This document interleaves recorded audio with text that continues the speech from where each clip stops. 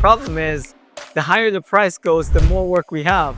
You should have less work the higher the price goes, one would say, right? But it's actually the exact opposite. But anyways, I'm thankful though. I'm really thankful because that's how I got into Bitcoin.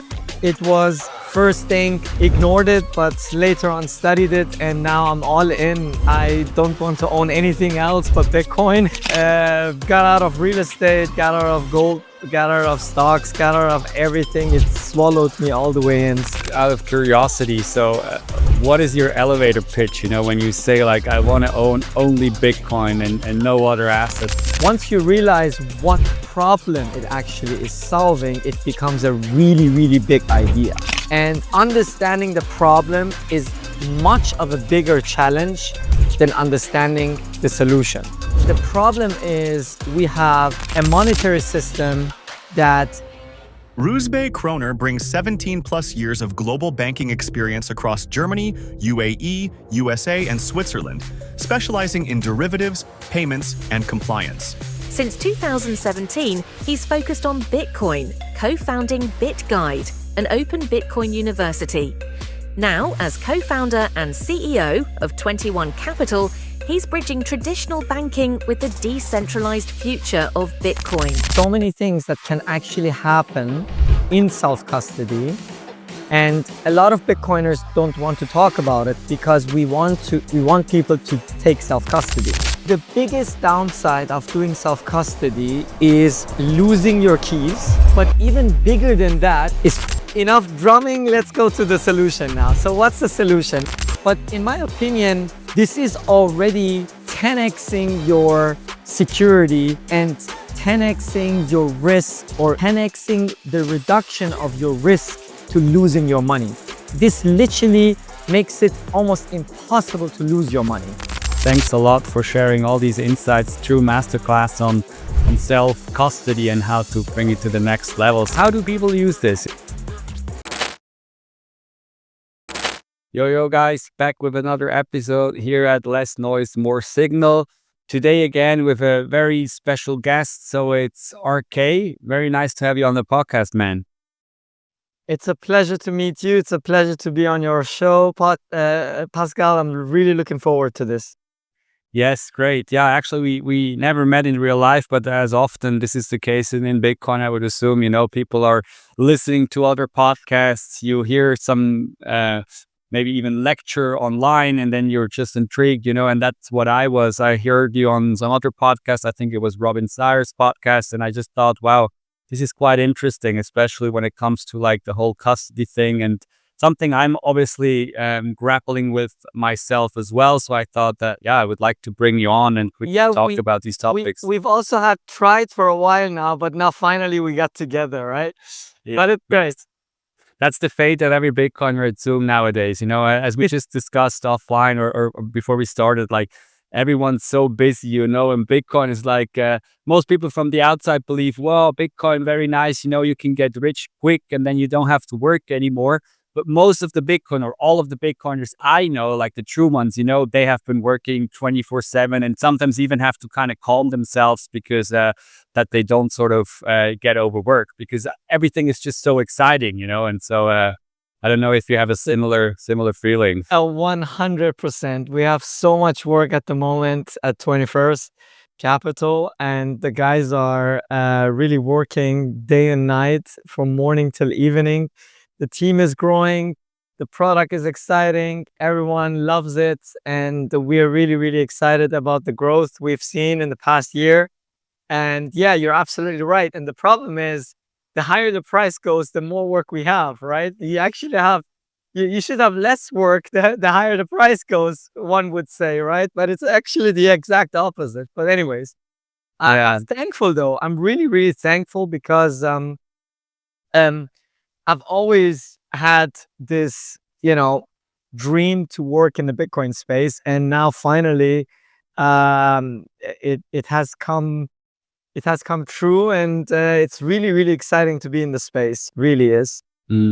Yeah, it's a true privilege, I would argue as well. And as you said, you know, that's just like sort of the trade-off that everyone is happy to kind of probably, accept, you know, and it's just very nice Well, yeah, I would certainly talk about your company, what you do, but maybe first off, it would be nice if you could quickly introduce yourself and just quickly, how did you come up working in Bitcoin after all? Yes, yes. So I'm a former banker. I have been in the banking space since '07, so it's been a while.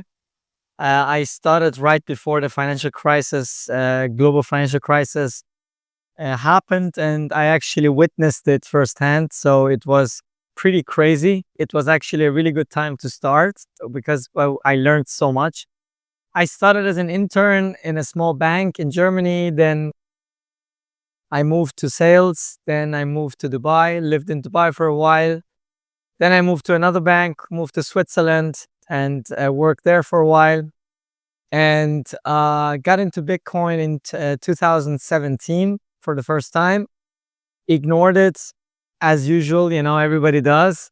And got back into it in 2018. November 2018 was the time when I really, really got serious about it, and then studied it for years now. And as you know, it never ends. Bitcoin's rabbit hole is a never ending rabbit hole. So I've been learning all these years so much, and the amount of knowledge that I was able to, digest has been way more than my entire career in the banking sector. So yeah, this is basically it. This is my story. I have a financial background, been very active in the banking sector, have worked with all sorts of um, high net worth individuals, but also businesses that we dealt with mainly in the brokerage business. So we were liquidity providers in the FX and CFD sector for stocks and currencies and so on and so forth. So financial instruments, derivatives, futures, options, and so on and so forth. So this is my personal background before Bitcoin. And after Bitcoin, I met amazing people in the Bitcoin space, really amazing Bitcoiners from different areas with less work experience than me, more experience than me. So it's a mix. So you meet so many people from so many angles in Bitcoin. And I got my team together in 2022. There was like the team got formed there, and formally we created the company in 2024. So we founded the company 21st Capital this year, but the team actually behind 21st Capital has been working together for a while now, and I've been active in the space for 5 years now. So yeah, that's how I got into Bitcoin. It was first thing, ignored it, but later on studied it, and now I'm all in. I don't want to own anything else but Bitcoin. Got out of real estate, got out of gold, got out of stocks, got out of everything. It swallowed me all the way in. So now I'm also creating a business around it, and it's super exciting, man. Really is. Yeah, yeah. Yeah, it's really exciting, as you say, So maybe just out of curiosity, so what is your elevator pitch? When you say like, I want to own only Bitcoin and no other asset, like, why is this? Like, where has it dawned on you, or where is it like, this is okay, now I get it because of this? Is it like a mixture of thing, or is it like that? This is this one thing where it finally, yeah, really just, yeah, as I said, dawned on me. I'm like, okay, this is it. I think this is going to be huge. I'm gonna give you the elevator pitch, but before I do so, I want to say one thing which is very, very important. This topic is actually so complex. It's so extensive and so difficult to understand. Not because of Bitcoin itself. Bitcoin is a very boring network, actually, if you will. It's a very, very slow and distributed network of computers doing some hashing. It's actually nothing that is very exciting about Bitcoin itself. But once you realize what problem it actually is solving, it becomes a really, really big idea, right? And understanding the problem is much of a bigger challenge than understanding the solution. So the problem is we have a monetary system that steals from its holders. It's as simple as that, right? So you want a monetary system that protects the holders of that token, whatever that token might be, a dollar, Swiss franc, euros, whatever you want to call it. It doesn't actually matter. It's just a name, right? We could also give Bitcoin a different name. It doesn't matter. The fact that there is an entity, you can call it a central bank or government, is capable of expanding the token itself is the problem. This is not about sending money faster. This is not about receiving money faster. This is about this, okay? Everything else, utility, whatever, you can build later. In my opinion, right now, this is the biggest financial problem worldwide. We have no way of holding a government token that holds value over time, period. And Bitcoin solves exactly this problem. We have no entity that we need to trust. We have a number of tokens called sats, or Bitcoin, smallest Bitcoin units, satoshis, which is finite, and I can hold it in my brain and I can go wherever I want, and it solves basically so many problems that everyone worldwide is suffering through at this stage. So this is what I call the biggest, really the biggest financial problem in history, because we've never had so many currencies having absolutely no responsible policies, because every single one of them, the most dominant of them, the United States dollars, has already lost 99% of its purchasing power over the past 50 years, right? That's the most powerful one. Like, let's not talk about the rest, right? The rest is even worse. So Yeah, this is the exactly. problem Bitcoin is solving. In my opinion, it's the solution to poverty, solution to censorship, and solution to freedom. That's what it is. Yeah, well said. Yeah, I mean, to me, it's the same as you said. You know, I really like, as you said, it is this financial innovation to a problem that probably, yeah, has bothered humanity for so many decades, even centuries. You know, and I assume that, like, sometimes you hear that Bitcoin is like digital gold. You know, and a lot of Bitcoiners have currently turned on this, saying, well, yeah, Bitcoin, it's not just this shiny rock. You know, it's a lot better.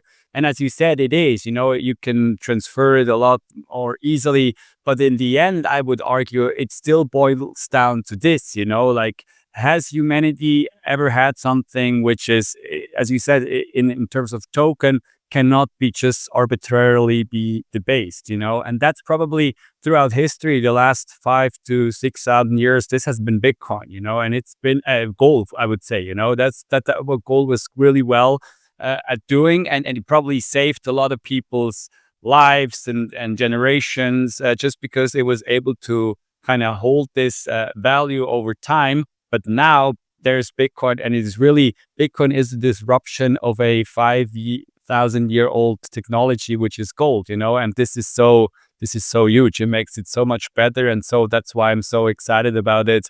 And as you said, you know, it's just so monumental and important. So it's certainly something people should have in mind.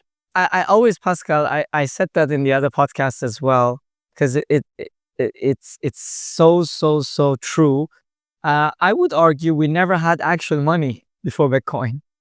We only had mimics of money. We tried our best and desperately looked for it in nature, right? That's why we found gold. But we actually never solved this problem, never did. Before Bitcoin, it was not possible to really know or to really audit the number of monetary units we actually use. Because you can, for example, you cannot audit the gold network. It's not possible to audit it. It's impossible to audit it, right? But finally, we can actually have one unit which is universal, which is accessible worldwide, everywhere in the world. And I can, with a press of a button, audit it and know exactly how many coins exist, how many holders exist, and how distributed is the network, and how is the monetary system. Never existed before. Yeah, yeah, great point. That's actually true. Never had this opportunity to audit a hard money. Yeah, maybe we've had the opportunity to audit some like soft money, fiat monies. Even there, it's kind of hard, because you have to trust like a central institution again and take their word for it, But yeah, as he said here with Bitcoin, it's first time that this is possible, auditing a hard and probably the hardest money, that we've ever come across so far. So that's a great way of putting it, that we discovered this. We were looking for it all our lives, or like all like humanity, all these centuries long and decades long. So really interesting. Yes. Well, I mean, I would like to maybe move over to today's discussion now, where we kind of focus on custody, because that's, I think, with 21st Capital is what you're doing right now. So maybe just quickly to set the context, I mean, it's something that I've been hearing and discussing with fellow Bitcoiners, as Bitcoin is kind of rising in value, more and more people, I feel like, are starting to feel sort of a queasy feeling about it, because they're like, yeah, holding my own key at, when Bitcoin was 1,000 or even 10,000 US dollars, this was still fine. But now that we're almost at 100K, your stack has again like 10x, and that in like a really short amount of time. So you hold a lot more wealth, and a lot of people, because they're feeling queasy about it, they're like, okay, maybe at some point now, because this is becoming serious, I have to bring it to a bank. I want to store it at a central custodian, because then, I don't trust myself. I can even be the big problem, in the entire custody setup. So from a Bitcoiner's perspective, this is obviously, we don't want to encourage this, because as you said, Bitcoin, it's not only about this 21 million cap that we have, it's also about the freedom, that we really can hold our own money. So I don't know, this is the context I want to set. Do you see that problem as well? And probably how can we make sure people opt in the end for self-custody solutions? Yes. So let me start by saying that one of the biggest problems in the Bitcoin space is actually custody. And the problem is that actually a lot of investors do not want to even buy Bitcoin because they're scared of losing the money, right? So either they buy it and they put it on an exchange, or they do self-custody, and like a lot of things happen, right? And before I jump into what we do exactly, I just want to say why we're doing it. We have come across a huge number of individuals in the past few years, our team, where we had to help them recover their money because they had no freaking idea what they did. Okay? And a lot of cases were unsolved because they lost everything, right? And I don't want to go into technicalities, but there's so many things that can actually happen in self-custody. And a lot of Bitcoiners don't want to talk about it because we want people to take self-custody, right? But there is actually a huge amount of risk involved in self-custody, which is the individual himself. It's actually not the computers that's causing the problem. It's the individual using the computer that is always the problem. You know that problem, right? Especially if you're not tech savvy, and if you do one thing that is, not good practice. For example, you click on a link and on an email that you didn't really know where it came from, and you install some malware without even realizing, and then next time when you send money from your wallet, you realize you actually send money to someone else without even realizing what even happened, right? I've had cases like this. I had a client, he sent $1 million worth of Tether, not Bitcoin, but Tether, to an address that he didn't control. And that was an exchange. Who did that? A small exchange, but still, $1 million worth of Tether he sent to an address that he didn't control, and that's too late. There is nothing we can do to get that money back unless we do the setup from scratch in a different and more innovative way. Okay. So if you want, I can go into Miniscripts and explain what we actually solve at 21st. Yeah, sure. That would be great. I mean, maybe to quickly set the stage, because you said you don't want to go into too much details, but if you can maybe name a few more of the risks involved, with traditional self-custody solutions, that would kind of be nice, because I think, yeah, as you said, a lot of people don't want to talk about it, and people do hold it. Maybe they know it in the back of their heads and minds, and they really don't want to talk about it, but somebody needs to kind of throw it out there. So if you could list a few of the risks, this would probably also help people to become aware of it, Yes. So the biggest downside of doing self-custody is losing your keys, right? But even bigger than that is forgetting what you did. That's what no one talks about, What if I forget what I even did? What are you going to do, right? There is no way to actually find out what you did if you, for example, pass away. If you pass away, if something happens to you, if you hit your head on something, an accident, and you forget what you did, let me give you one statistic that would blow you away. So the number one reason why people lose their Bitcoin in self-custody is not actually being hacked. It's user error. It's users not knowing what they're doing or forgetting what they did. This is the problem in self-custody, right? And it might be for someone who has only $1,000 on a Blue Wallet on his phone, not a crucial thing to consider. But for somebody who has more than $50,000 in Bitcoin, or even $10,000, and it's all you have, this is your life savings, then it becomes actually a huge problem if you forget or if you lose your private key, right? You could say, yes, but I can make a backup of it. Yes, you can. But still, believe it or not, people mess up with even myself. I don't want to trust completely myself. I don't want to do that because I'm also human and I also forget. We forget things, right? As much as we trust ourselves with I can remember this, we do forget over the years, especially if you have a mentality that you're going to buy Bitcoin and hold for millennia. That means you will forget what you did if you don't do this properly and if you don't do your legacy planning right now before the price goes much, much higher than it is.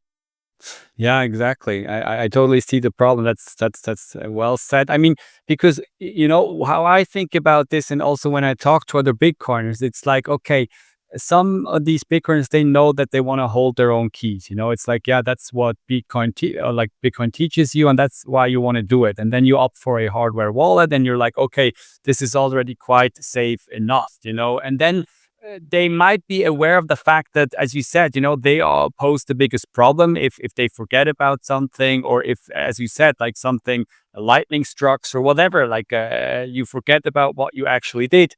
But then people are like, yeah, the problem is if I want to scale up and make my own self-custody solution more secure, it becomes ever more complex. That's at least, I think, what a lot of people think. And that's why they have then like, okay, I don't want to go any further. And then you're stuck in between this somewhat secure because you're doing self-custody with a hardware wallet, but also with all these unsolved problems. And I think not enough people, at least that's my feeling, and me maybe included, don't know that maybe this trade-off between like super secure and very complex, is not the case anymore, because Bitcoin has been moving on and a lot of new updates have come along, and that's why you can up your security without making it ever more complex, So would you agree that this is actually the case? this is the solution. We actually, what we do at 21st is the solution to this specific problem. So let's move on from doing self-custody from a single hardware wallet. Okay, so let's say I have a hardware wallet. I think I'm very, very secure and everything is fine. And now, if I want to go on and actually up my security, as you said, so let's say I have one of these, and I feel pretty certain that it's all good. But let's say I want to upgrade my security and I want to add another hardware wallet to it, right? So that turns from a single signature to a multi-signature, right? Now, all of a sudden, I have more than one device that can sign, okay? Sounds amazing, and it is actually. Multisig is amazing, but the problem is with multisig that the more devices you have involved, the more you need to keep track of them, and the more you have to do backups in different places. And if you create a multisig vault, you basically have a map, okay? Mm-hmm. And if you don't have that map, there is no way to actually get your money back, right? So that's the second problem. The third problem is you need to ask yourself, what if I lose, let's say I have a 2 out of 3, okay? If I have 2 devices from 3 devices total, and I need at least 2 devices to sign, and let's say I give 1 key to my sibling, and I have 1 key at home, and another key is with a company that I trust, right? What if that company goes bust and my brother isn't there anymore for whatever reason, or he lost the key, right? So you end up with only 1 device, and that could be it, because 1 device cannot sign alone anymore. You need 2 devices. So traditional multisig requires still that you have at least 2 devices, and if you lose both devices, it's game over, right? So this is the problem with multisig. As you said it beautifully. Number 1, complexity. You need to keep track of so many devices. Number 2, you need to actually know what you did, and if something happens to you, your kids need to know what you did. And if they have 1 device and they don't know what you did, they cannot find your multisig. They cannot sign on it if they don't know what you did. Right? Yes, exactly. That's the problem with multisig. So it solves actually a problem which we call the single point of failure problem. So you don't have a single point that actually can fail. It also solves the $5 wrench attack. So if someone hits you or wants to hit you in your head and says, open your wallet and send me this amount, you actually physically cannot do it even if you wanted to, because you only have 1 device out of 3 devices, right? But it doesn't solve the problem of legacy planning. What happens to my kids? I want them to have access to it easily. They don't understand Bitcoin. They don't know how it works. I want them to easily be able to access my funds if something happens to me, even with 1 device. I don't want them to even have to figure out what multisig is. I want them to be able to access the money I have today with 1 device, but I don't want them to have access while I'm still alive. Yeah, exactly. Yeah. That's the challenge.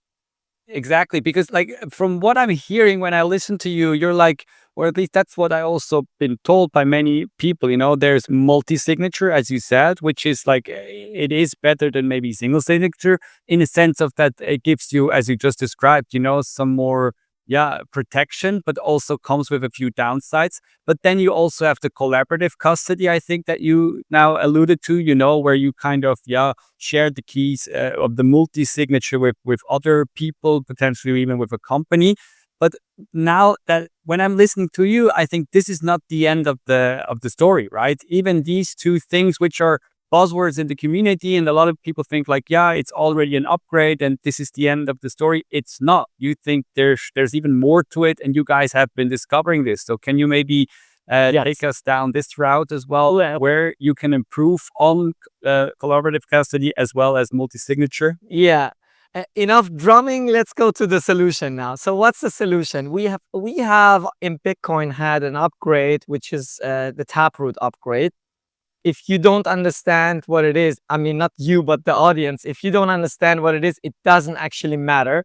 It just works. It's like magic, right? So this upgrade has enabled something called Miniscripts. So what is Miniscripts? Miniscripts is essentially a language where you can program into the Bitcoin blockchain a certain rule of custodying your Bitcoin, which is based on a time in the future that will basically enable a different type of custody when you do not access your wallet. Okay, let me explain what that means in essence. So let's say, Pascal, you have a cold card and you want to do a collaborative custody. Right now, if you do collaborative custody or if you do multisig on your own, that's it. You have 3 devices. You need to keep track of them, and that's fine.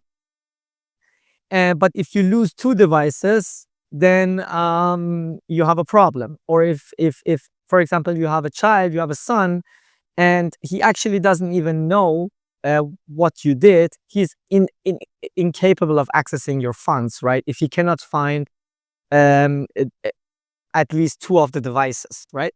So what we can do now is we can set up a multisig, just like the traditional multisig we just talked about.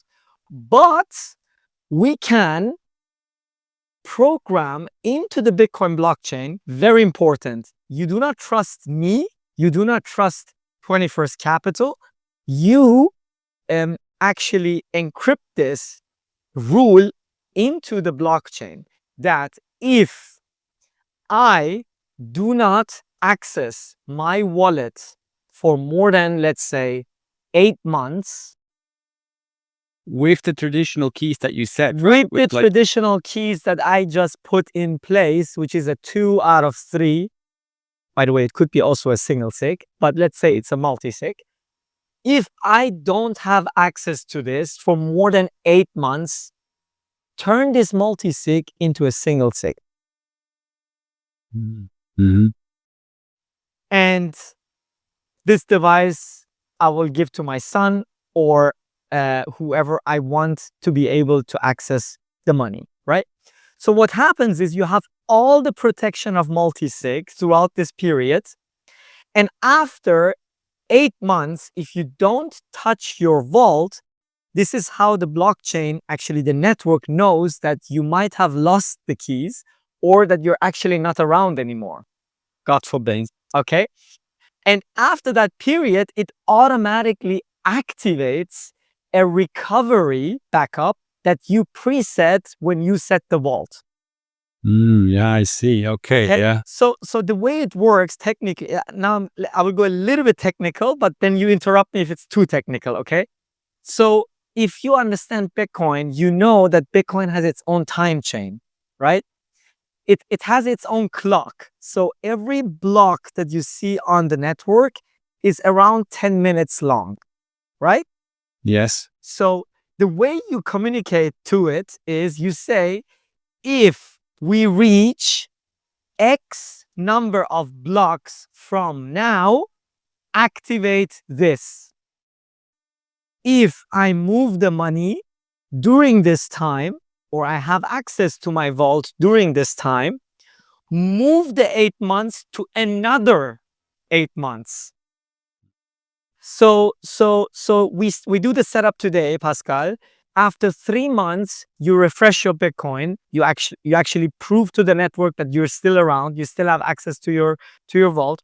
What it does is it just extends the clock. It just restarts the clock of 8 months from the beginning, and it just goes into perpetual future as long as you refresh your Bitcoin.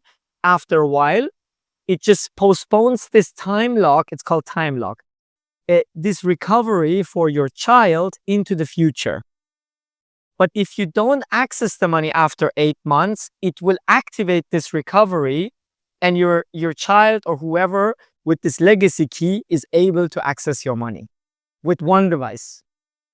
Yeah, I see. Okay, very interesting. Because then, as far as I can tell, this solves or gives you like two conveniences. You say you have like you cannot lose your keys anymore, or if you lose it, or your Bitcoin, so to say. Because if you lose your primary conventional keys, there is going to come a time where, yeah, it's just not going to be active anymore, and then this new recovery key will be triggered. So you have a new setup where you can kind of retrieve your Bitcoin. So it's sort of anti-loss proof, and then at the same time, it can also solve the entire inheritance planning, which is usually a challenge with conventional setups, also with a new type of then probably recovery key or even an inheritance key that you can give to your relatives, and that will be spendable sometime in the future, as you said, once this time chain is actually reached, Yes. and that's, or the blocks are reached on the time chain. So that's very interesting that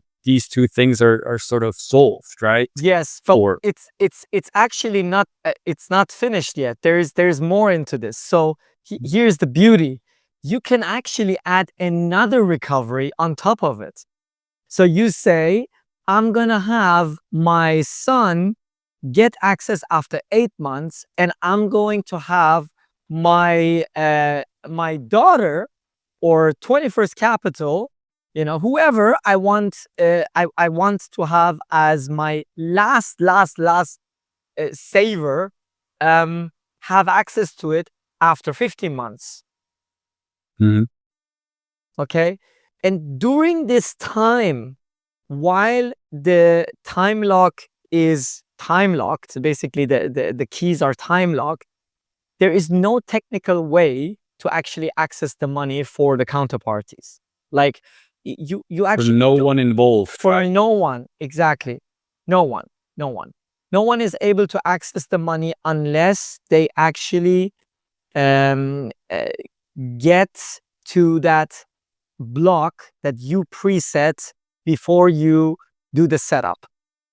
Yeah, exactly. I think that's a really important point to stress. And you already alluded to it, or you said it, it's all happening on the Bitcoin blockchain, this whole layered recovery structure that you can set up, this smart backup thing or layer, whatever we want to call it, this is all happening on the blockchain. Maybe we can even say it's some sort of magic or smart contracts, which are part of Bitcoin. Maybe something many people don't know, that Bitcoin has these capabilities as well, and that's so interesting. So everything is on the Bitcoin blockchain, and all you do is trusting the Bitcoin blockchain and nobody else, right? Exactly. So this would allude to the question we get asked every time we do a demo. So what happens if you guys are not around anymore, right? That's the number one question. And what happens if 21 Capital is no longer operating? 21st Capital doesn't exist. Exactly. So you know what's funny, Pascal? All my career, I've always had to convince everybody why they should trust me as a banker, And now it's like, you are a banker yourself. You know how it goes, right? You have to convince people, hey, you can actually trust us. We are a regulated entity, and so on and so forth. Now I can actually proudly say, you don't have to trust us. You don't need to trust 21st Capital at all. Why? Because all we do is support. We actually have this technology is open source. You could go on our website, you could download the software if you want. You could do this all on your own if you want, right? You don't actually need us for that. But if you want our help, we are available. We're gonna help you to do the onboarding. We're going to help you with our recovery key if you want us to be part of the key holders of your smart backup. We can be one of them, but you don't have to. And even if you do choose us as one of the key holders, it's fine, because we are going to build a smart backup other than our backup. So even if we don't exist, you can still recover your money from any of the other keys that are part of your vault setup. Yeah, exactly. Okay. Yeah, that's also so interesting that you say this, because like this is maybe some Bitcoin or people who are new to Bitcoin or have been in the space for quite some time, but they're still kind of skeptical. And that's exactly what they don't understand, because then they're like, well, but that there's a company, look, 21st Capital, you guys have to earn money somehow. And how does it even work? It sounds too good to be true. So there must be some sort of backdoor.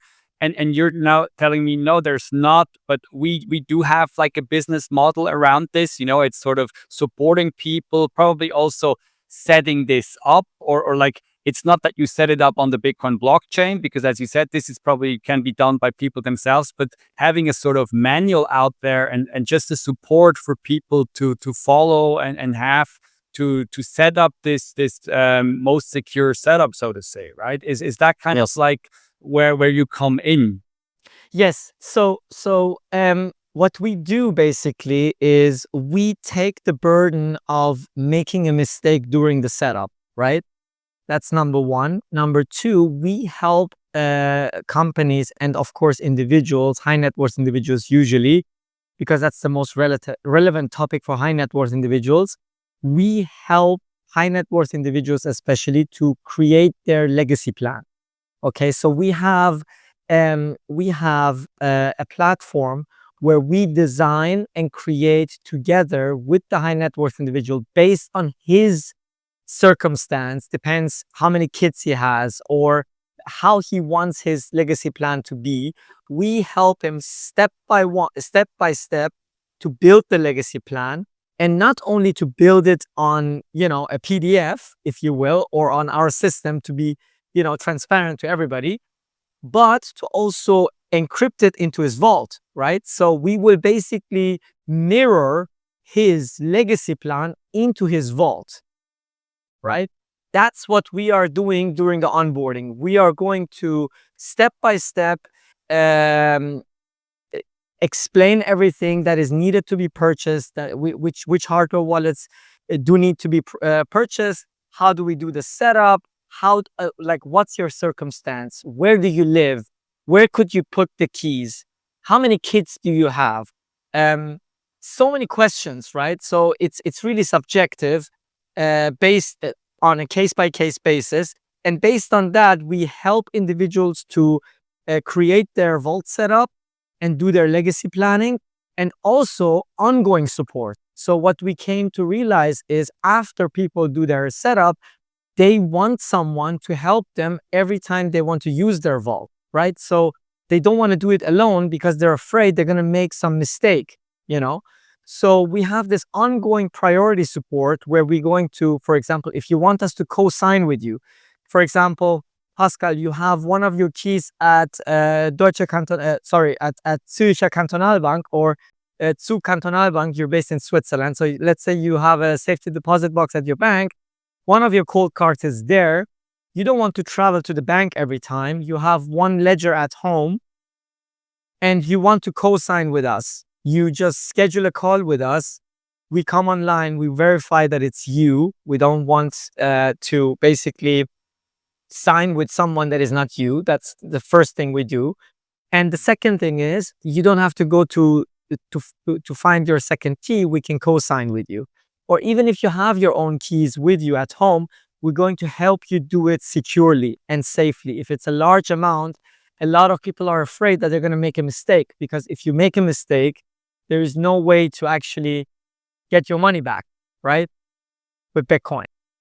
Yeah, no hotline that you can call. Yeah, Yeah, I would say. yes. So it's actually an ongoing support that handholds you throughout the entire custody experience, and also to refresh your Bitcoin after a while. So we have reminders in place that will remind you, hey, it's time to refresh your Bitcoin.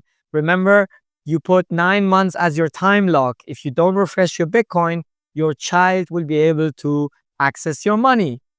Are you still around? Hey, refresh your Bitcoin. And so we help you refresh your Bitcoin as well.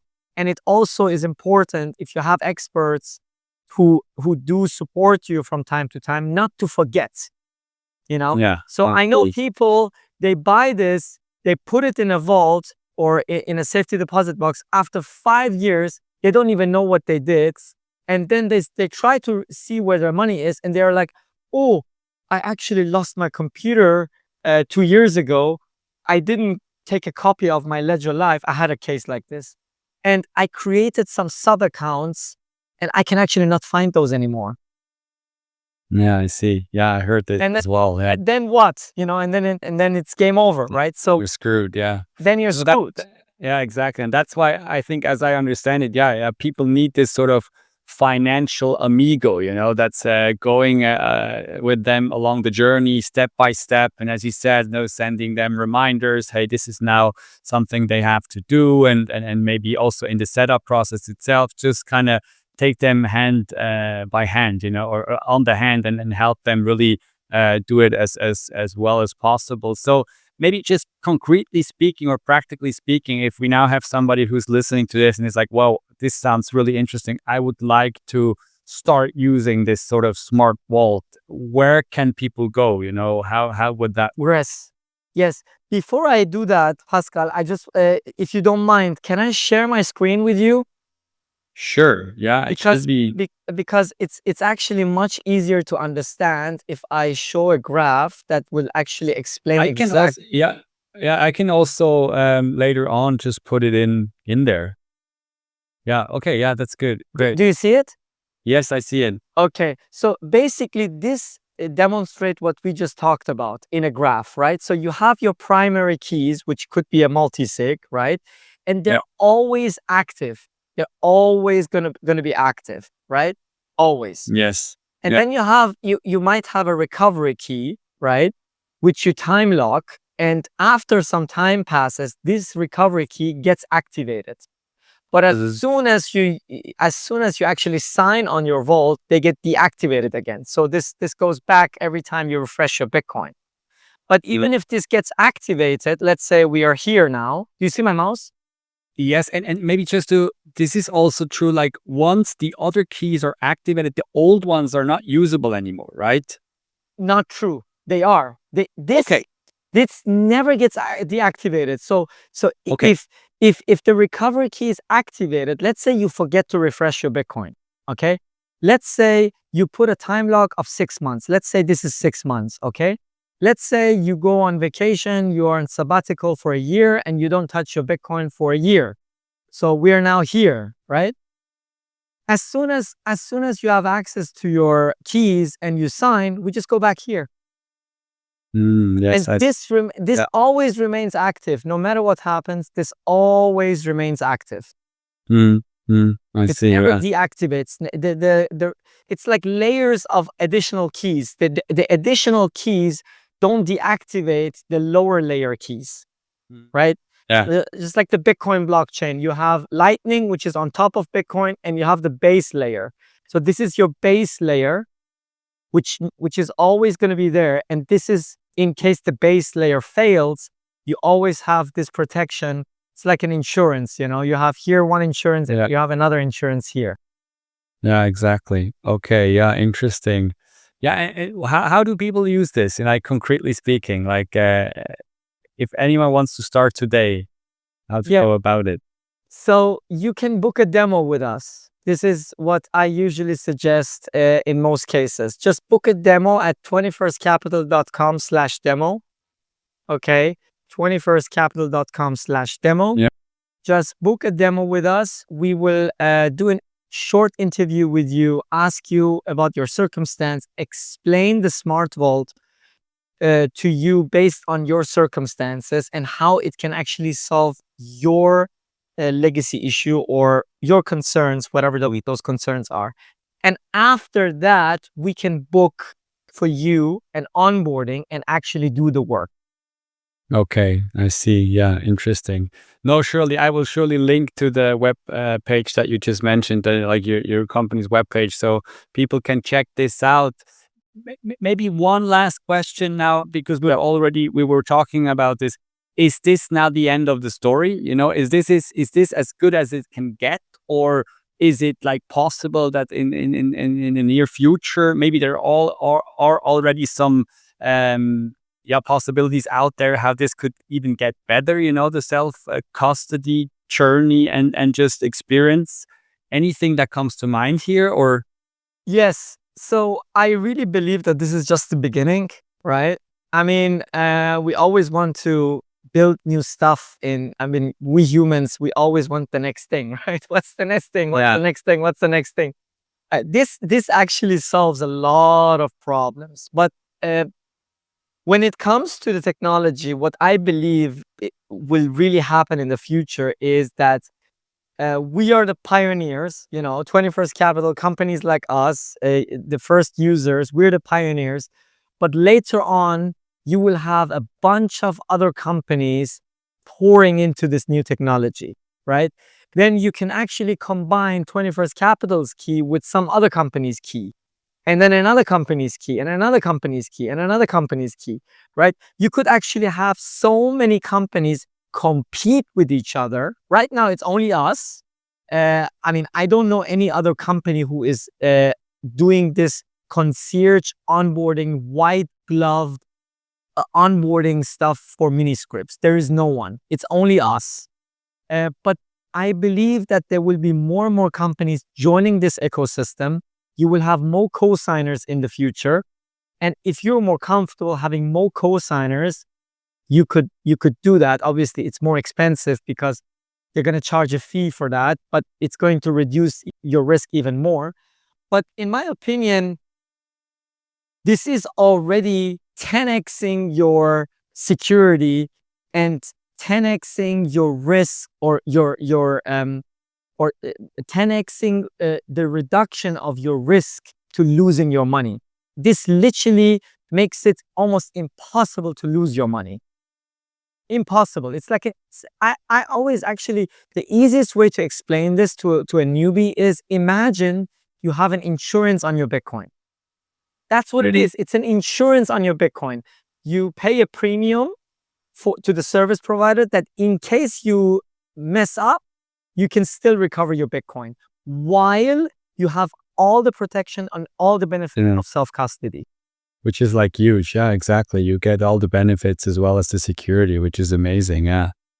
Yeah, exactly. Exactly. Well, no, I mean, that's so great. RK, thanks a lot for sharing all these insights, through masterclass on self-custody and how to kind of bring it to the next level. So hopefully people will surely check this out. I'll check it out myself. It just sounds amazing. And as you said, there's going to be probably a lot more innovation coming our way on that front. So, yeah, thanks a lot for coming on. Maybe one last question, just that we ask to every guest.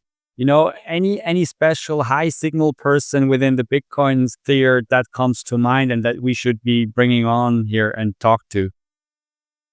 Oh, yes. You should talk to my partner, Sina.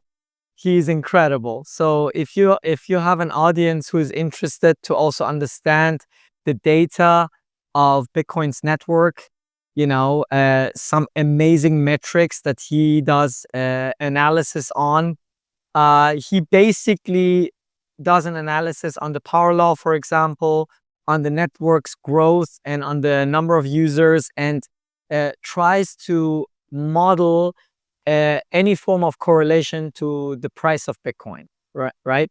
Which is not really supposed to give predictions or trading signals or anything like this, but very good perspective, so people actually are confident that this network has actually growth, not only based on its price, but what's actually causing the price of Bitcoin. The fundamentals, exactly. The fundamentals. Why is it that the Bitcoin's price just keeps going up? What's actually the reason, right? What is the reason behind number go up? Like, what's the math behind number go up, right? This is what Sina does. He's a math genius. He's a professor. He's my partner. He's our COO at 21st Capital. I really, really suggest everybody who's listening, go follow Sina.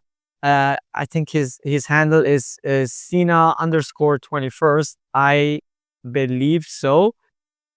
Just give him a follow on Twitter. Let me just make sure it's really the correct one. Yes, Sina_21st is his Twitter handle. give him a follow or come on our website and sign up for our blog reports. If you go to 21stcapital.com/research, just sign up there and you're gonna get his work also in a form of email or blog posts from time to time. He goes on podcasts on a regular basis. I'm sure he will enjoy coming on your podcast as well, Pascal. Well, okay, thanks. Yeah, that's great to know. And as you said, like, yeah, it's certainly interesting to like the whole power law aspect and to really see like the fundamentals behind Bitcoin, even though I believe myself, like all models are wrong, but they're helpful nonetheless. So that's kind of interesting. Cool. Yeah. Yes. Very nice. Yeah, definitely will reach out to him. Thanks you for coming on, and just wish you a great day, and hopefully see you in real life sometime. Yes, for sure. It was a pleasure meeting you, and maybe in Switzerland. I'm coming to Switzerland very often. I feel a little bit as if it's my second home because I lived there for almost 6 years. So maybe I'll see you there. Great. Cool. Yeah, for sure. Bye, man. Have a good one. Take care. Ciao.